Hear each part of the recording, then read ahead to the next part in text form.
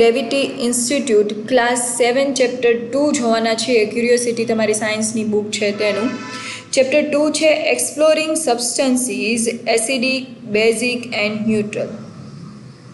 Acidic કોને કહેવાય, basic કોને કહેવાય અને ન્યુટ્રલ કોને કહેવાય એ બધું શીખવાનું છે આ એનસીઆરટીના ચેપ્ટર 2માં. ચલો, શું છે એનું ક્વિક ઇન્ટ્રોડક્શન. આ રિવિઝન છે એટલે આપણે સ્પીડથી કામ ચલાવશું. We use many substances every day like lemon juice, soap, vinegar, toothpaste and baking soda. Some are acidic, some are basic and some are neutral. એટલે કે આપણે આપણી એવરીડે લાઈફમાં છે એ ઘણા એવા લિક્વિડ્સ છે અથવા તો કોઈ ટૂથપેસ્ટ, વિનેગર આ બધું છે એ યુઝ કરતા હોય તો એમાંથી ક્યુ એસિડિક છે, ક્યુ બેઝિક છે અને ક્યુ ન્યુટ્રલ છે એ આપણે જોવાનું છે.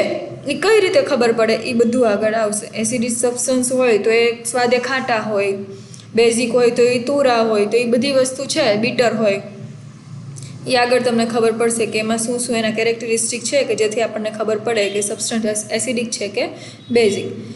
તો આમાં તમને ફર્સ્ટ આપ્યું છે એસિડિક સબસ્ટન્સીસ. એસિડિક સબસ્ટન્સ શું છે એની ડેફિનેશન છે substance that taste sour and turn blue litmus red are called acid. અગર તમને કોઈ ડેફિનેશન પૂછે એસિડ સબસ્ટન્સની તો તમારે શું કહેવાનું, જે સબસ્ટન્સ છે એ ટેસ્ટમાં કેવું હોય, સોર એટલે કે ખાટું હોય, અને ટર્ન બ્લુ લિટમસ રેડ એટલે કે જે બ્લુ કલરનું લિટમસ પેપર હોય તો એને રેડમાં કન્વર્ટ કરે તો એને એસિડ કહેવાય. લિટમસ પેપર છે એ તમે પિક્ચર જોઈ શકો, ગૂગલ ઉપરથી તમારે સર્ચ કરો એટલે તમને આસાનીથી મળી જશે litmus.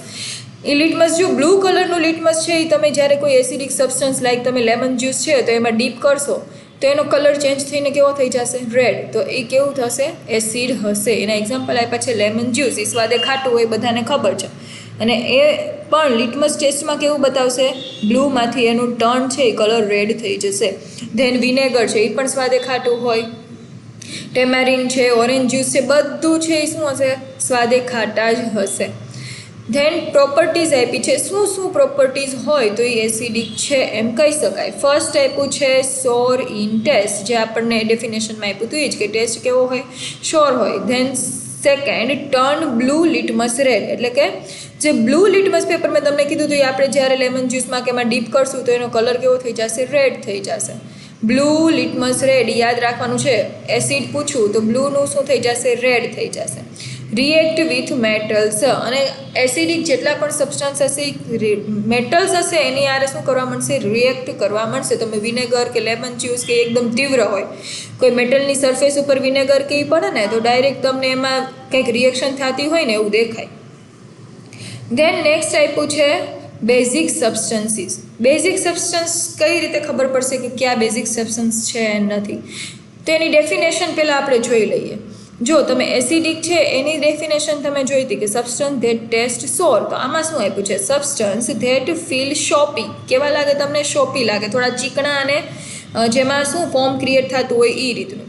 And turn blue litmus red are called acid, તો આમાં બેઝિકમાં શું આવશે, ટર્ન રેડ લિટમસ બ્લુ. જ્યારે રેડનું બ્લુ થાય તો બેઝિક હોય. તમારે એટલું યાદ રાખવાનું કે આના રિઝલ્ટમાં શું આવે છે, બ્લુ આવે છે એટલે બ્લુ અને બેઝિક બી થઈ જશે. એટલે એક યાદ રાખશો એટલે આપોઆપ આનું એનું ઉલટું થઈ જશે એસિડનું. એટલે બેઝિક હોય ત્યાં બ્લુ લિટમસ થઈ જાય ફાઇનલ રિઝલ્ટમાં, એટલે રેડનું બ્લુ થાય તો એ બેઝિક હોય, તો એ બેઝ કહેવાશે. ડેફિનેશન સમજાઈ ગઈ. હવે એમાં આવશે શું, એક્ઝામ્પલ શું આવશે એના, સોપ છે, બેકિંગ સોડા છે, ધેન ટૂથપેસ્ટ છે, લાઇમ વોટર છે. તો એ બધા એક્ઝામ્પલ છે એ બેઝિક સબસ્ટન્સના છે. આપણે સોપ યુઝ કરતા હોય, બેકિંગ સોડા ખાવાનો સોડા હોય કે કોઈ પણ હોય, બધા સોડા છે એ બેઝિક જ એનું શું હોય, સબસ્ટન્સ છે એમ કહી શકાય. ટૂથપેસ્ટ છે, લાઇમ વોટર છે એ બધું. આ જો લાઇમ વોટર છે, હવે લાઇમ સમજીને તમે ઓલું લાઇમ ન સમજતા, લાઇમ વોટર છે એ બેઝિક હશે, સાયન્સવાળું છે આ.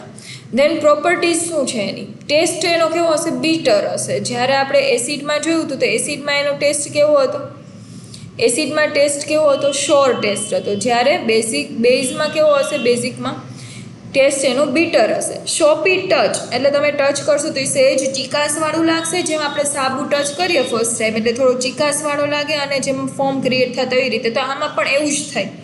ટર્ન રેડ લિટમસ બ્લુ, અને એ તો આપણે ડેફિનેશનમાં જોઈ ગયા કે રેડનું બ્લુમાં કન્વર્ટ થાય તો એ કેવું કહેવાશે, બેઝિક સબસ્ટન્સ કહેવાશે. એટલે આ તમારે યાદ રાખવાનું છે. Then neutral substance. પહેલાં એસિડ જોયા, ધેન બેઝ જોયા, બેઝિક જોયા, અને હવે આવશે neutral substance. Substances that are neither acidic nor basic are called neutral substances. એટલે કે જે એસિડિક પણ નથી અને બેઝિક પણ નથી, તો એ કેમાં આવશે? ન્યુટ્રલમાં આવશે. લાઈક પ્યોર વોટર, જે આપણે વોટર યુઝ કરીએ છીએ, એક મિનિટ, જે આપણે વોટર યુઝ કરીએ છીએ, નોર્મલ વોટર છે, એ બધું એ કેમાં આવશે? ન્યુટ્રલ સબસ્ટન્સમાં આવશે. એ ખાટું પણ ના હોય, તુરું પણ ના હોય, એનું પીએચ લેવલ છે એ મેન્ટેન હોય, એ બધામાં શું આવશે? ન્યુટ્રલ આવશે. સુગર સોલ્યુશન, સુગરનું સોલ્યુશન જે આપણે વોટર આરે એડ કરીને બનાવીએ છીએ, તો એ પણ કેવું હોય? ન્યુટ્રલ આવે.